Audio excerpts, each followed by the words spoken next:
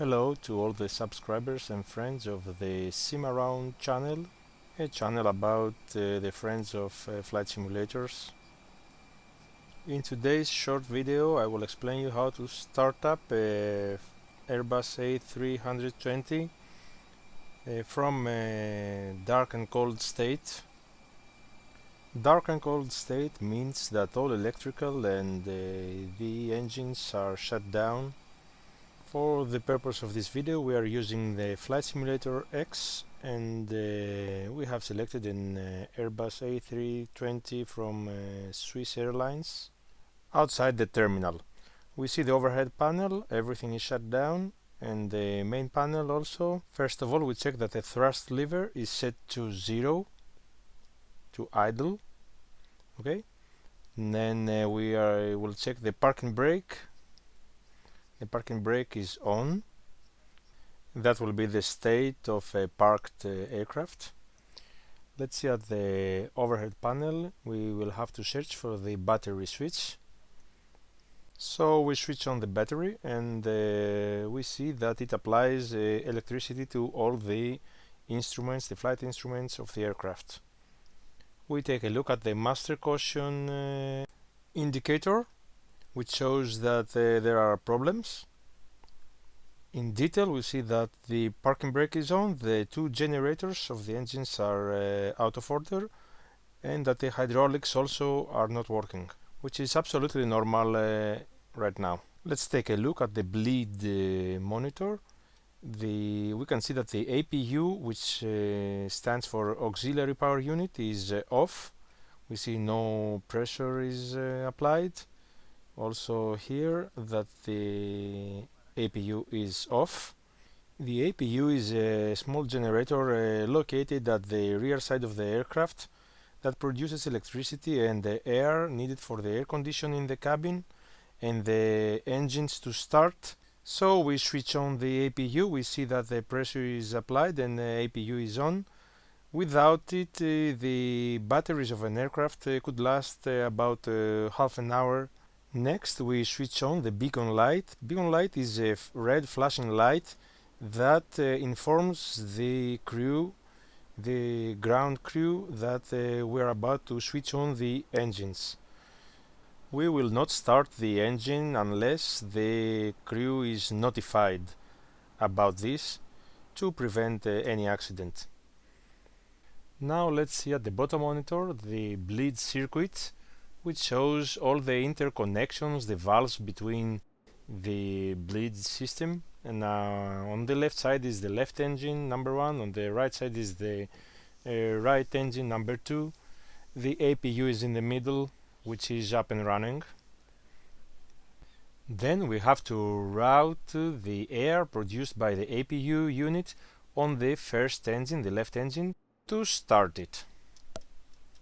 So we go to the overhead panel next to the battery switch. It is the APU generator. So we switch it on. Then we have to turn the X bleed selector on the APU position. The APU bleed will open. We see the green indicator that shows the circuit to the left engine is now under pressure. Then we move below between the master starters and we set the master ignition switch on the IGN start position just below the thrust levers. On the bleed monitor nothing has changed so far because we have to turn on the fuel pump for the left engine. So we look up again to the overhead panel and we search for the fuel X feed switch. It is in the fuel section. The crossfeed, we switch on the crossfeed. Then we turn on the left fuel pump for engine 1. We see the green indicator in the bleed monitor, which shows that we are ready to start the engine. Now we push the master starter 1 for the left engine. Left engine is started. High pressure valve is now opened at 50% of N2 and it closes at 54%. Let's take a look outside the rotation of the engine.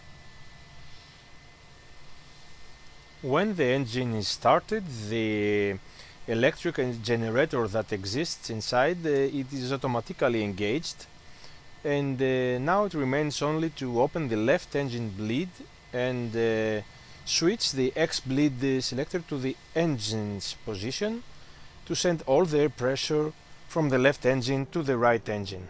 We see at the engine's monitor the N1 on top is the low pressure and the N2 at bottom is the high pressure. It is in percentage of a nominal value. Now on the overhead panel we turn on the engine 1 bleed and then we switch the X bleed selector on the right side to the engine's position. That will close automatically the APU bleed.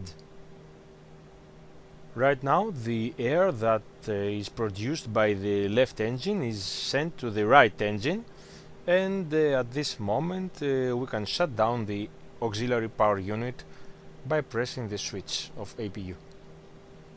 Now we can check at the bleed monitor that the circuit is under pressure from the left engine to the right engine, so we have to turn on the right fuel pump.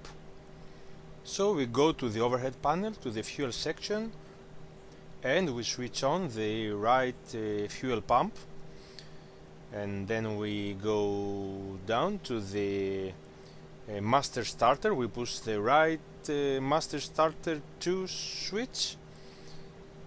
We can see again on the engine's monitor that the N2 high pressure value is rising, and outside the engine number 2 is starts to rotate. When the value N2 is more than 20%, the hydraulic pump is automatically activated, and when the engine is started, the electric generator number 2 is automatically engaged.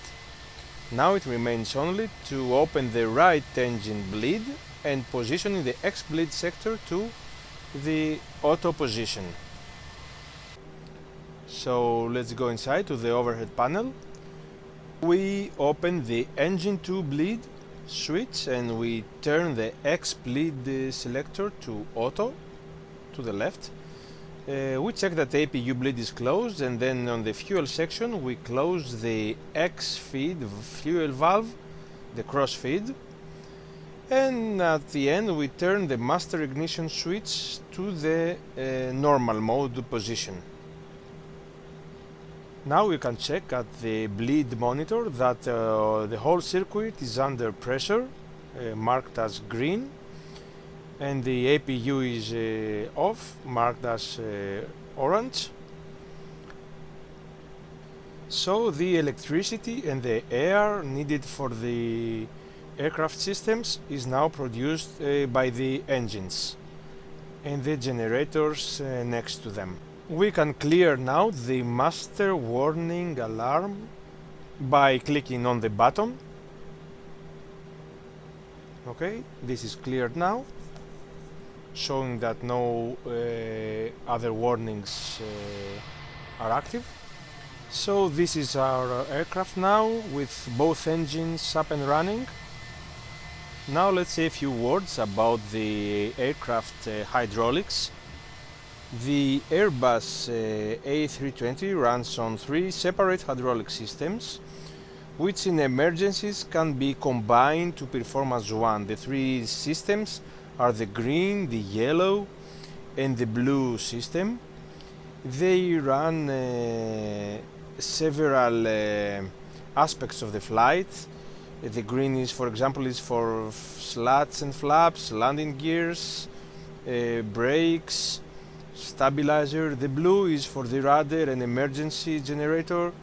The yellow for flaps, parking brake, and in case of emergency all these systems can be powered by one hydraulic system. Here we see the flight controls. We push those 3 buttons to enable the flight controls. Flight control is the aileron, the pitch stream, the rudder. On the wings of the aircraft, let's move the stick to the left, to the right for the aileron, slide backwards and forward for the pitch, for the elevator, and the pedals, they control the rudder on the vertical wing of the plane, plus the front wheel to steer the aircraft on the ground. Let's see the wings, the ailerons here. You can see the ailerons left and right. Now let's go back to see the elevator pitch. That's exactly the elevator pitch, and the rudder left and right by pedals. It helps steering the plane in the air and on the ground. Now let's take a look at the spoilers. The spoilers is a device intended to reduce the airspeed and the lift of an airplane. Most often the spoilers are some kind of plates on the top surface of a wing that can be extended upward into the airflow to spoil it. Here we have the flaps switch. The flaps are some kind of high lift device used to increase the lift of an aircraft wing at a given airspeed. They are usually mounted on the wing trailing edges of a fixed wing aircraft, and the flaps are also used for extra lift on the takeoff and to provide stability during the landing of the aircraft, so that the aircraft can fly on lower speeds without stalling. So that was a tutorial on how to start the Airbus A320 on FSX simulator from a dark and cold state. Thank you very much for watching. Don't forget to comment, like, subscribe to this channel. See you next time. Bye bye.